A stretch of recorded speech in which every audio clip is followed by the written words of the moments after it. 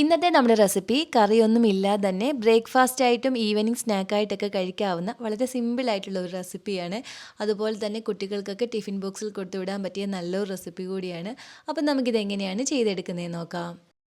അതിനായിട്ട് ആദ്യം നമുക്ക് വേണ്ടുന്നത് ഉരുളൻകിഴങ്ങാണ്. ഞാനിപ്പോൾ ഇവിടെ 3 ഉരുളൻകിഴങ്ങ് ഒന്ന് പുഴുങ്ങി എടുത്തിട്ടുണ്ട്. അതിൻ്റെ തൊലിയൊക്കെ കളഞ്ഞൊന്ന് എടുത്തിട്ടുള്ളതാണ്.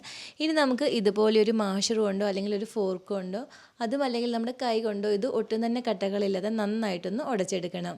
ഇപ്പം നമ്മളിതിവിടെ ഇതുപോലെ ഒന്ന് ഉടച്ചെടുത്തിട്ടുണ്ട്. ഇനി നമുക്കിതിലേക്ക് കുറച്ച് ചേരുവകൾ കൂടി ചേർത്ത് കൊടുക്കാം. ആദ്യം നമ്മുടെ എരിവ് അനുസരിച്ച് പച്ചമുളക് നമുക്കിതിലേക്ക് ചേർത്ത് കൊടുക്കാവുന്നതാണ്.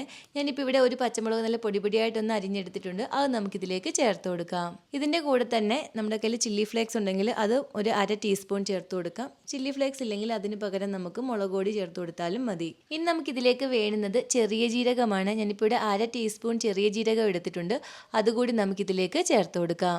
ഇനി വേണ്ടുന്നത് ബ്രെഡ് പൊടിച്ചതാണ്. ഞാനിപ്പോൾ ഒരു 3 ബ്രെഡ് ഒന്ന് പൊടിച്ചെടുത്തിട്ടുണ്ട്. മിക്സിയിലിട്ട് ജസ്റ്റ് ഒന്ന് ക്രഷ് ചെയ്തെടുത്തിട്ടുള്ളതാണ്.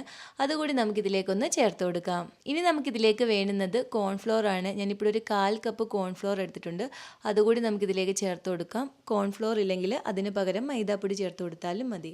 ഇനി നമുക്കിതിലേക്ക് വേണ്ടുന്നത് കറിവേപ്പിലയാണ്. ഞാനിപ്പോൾ ഇവിടെ കുറച്ച് കറിവേപ്പില ചെറുതായിട്ടൊന്ന് അരിഞ്ഞെടുത്തിട്ടുണ്ട്. അതുകൂടി നമുക്ക് ചേർത്ത് കൊടുക്കാം. ഇനി നമുക്കിതിലേക്ക് ആവശ്യത്തിന് ഉപ്പും കൂടി ചേർത്ത് കൊടുത്ത് കൈകൊണ്ട് തന്നെ നമുക്ക് നന്നായിട്ടൊന്ന് കുഴച്ചെടുക്കണം. അതുപോലെ തന്നെ നിങ്ങൾക്ക് ഈ വീഡിയോ ഇഷ്ടപ്പെടുകയാണെങ്കിൽ ഇതുപോലുള്ള റെസിപ്പികൾക്ക് ഈ ചാനൽ സബ്സ്ക്രൈബ് ചെയ്യാനും നിങ്ങളുടെ അഭിപ്രായം വീഡിയോയുടെ താഴെ കമൻറ്റായിട്ട് അറിയിക്കാനും മറക്കല്ലേ.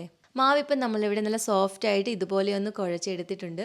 ഇനി നമുക്കിതൊന്ന് പരത്തിയെടുക്കണം. നമ്മുടെ കയ്യിലൊരു അല്പം ഓയിൽ തേച്ച ശേഷം ഞാനിപ്പോൾ ഇതുപോലെ ചപ്പാത്തി പലകയിലും അല്പം ഓയിലൊന്ന് തേച്ചെടുത്തിട്ടുണ്ടായിരുന്നു. അതിൽ കൂടി വെച്ച് നമുക്കിത് കൈകൊണ്ടൊന്ന് പരത്തിയെടുക്കാം. ഇതുപോലെ കൈകൊണ്ടൊന്ന് പ്രസ് ചെയ്തൊന്ന് പരത്തിയെടുത്താൽ മതി, അല്ലെങ്കിൽ ചപ്പാത്തി കോല് കൊണ്ടൊന്ന് പരത്തിയെടുത്താലും മതി. അപ്പം കോലിലൊരു അല്പം ഓയിലൊന്ന് തേച്ചിട്ട് വേണം നമ്മളിതൊന്ന് പരത്തിയെടുക്കാൻ. ഒരല്പം കട്ടിക്ക് തന്നെ വേണം ഇതൊന്ന് പരത്തിയെടുക്കാൻ. ഇപ്പം ഇതുപോലെ ഒന്ന് പരത്തി എടുത്തിട്ടുണ്ട്. ഇനി നമുക്ക് 4 സൈഡും കൈകൊണ്ടൊന്ന് ലെവലാക്കി കൊടുക്കാം. ഇപ്പം 4 സൈഡ് നമ്മൾ ഇതുപോലെ ഒന്ന് ലെവലാക്കി എടുത്തിട്ടുണ്ട്. ഇനി ഇത് നമുക്ക് ഏത് ഷേപ്പിൽ വേണമെങ്കിലും കട്ട് ചെയ്തെടുക്കാവുന്നതാണ്. ഞാനിപ്പം ഇതുപോലെയാണ് ഒന്ന് കട്ട് ചെയ്തെടുക്കുന്നത്. മൊത്തത്തിൽ നമുക്കിപ്പോൾ ഇവിടെ 8 പീസ് കിട്ടിയിട്ടുണ്ട്. ഇനി നമുക്കിതൊന്ന് ഫ്രൈ ചെയ്തെടുക്കുന്നതിനായിട്ട് ഈ ഒരു പാനിലേക്ക് എണ്ണ ഒഴിച്ചു കൊടുക്കാം. എണ്ണ നന്നായിട്ട് ചൂടായ ശേഷം തീ ഒരു മീഡിയം ഫ്ലെയിമിൽ വെച്ചിട്ട് നമുക്കിത് ഓരോന്നായിട്ട് എണ്ണയിലേക്ക് ഇട്ട് കൊടുക്കണം. അപ്പോൾ ഞാൻ 3 എണ്ണം ഇതിലേക്ക് ഇങ്ങനെ ഒന്ന് ഇട്ട് കൊടുത്തിട്ടുണ്ട്. തീ ഒരു മീഡിയം ഫ്ലെയിമിൽ വെച്ച് തന്നെ വേണം നമ്മളിതൊന്ന് ഫ്രൈ ചെയ്തെടുക്കാൻ.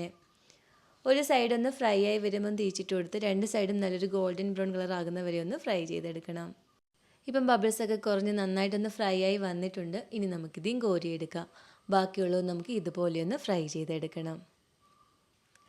അങ്ങനെ ഉരുളൻകിഴങ്ങും ബ്രെഡൊക്കെ വെച്ചിട്ട് വളരെ സിമ്പിളായിട്ട് ചെയ്തെടുക്കാവുന്ന വളരെ ടേസ്റ്റി ആയിട്ടുള്ള പലഹാരം ഇവിടെ റെഡി ആയിട്ടുണ്ട്.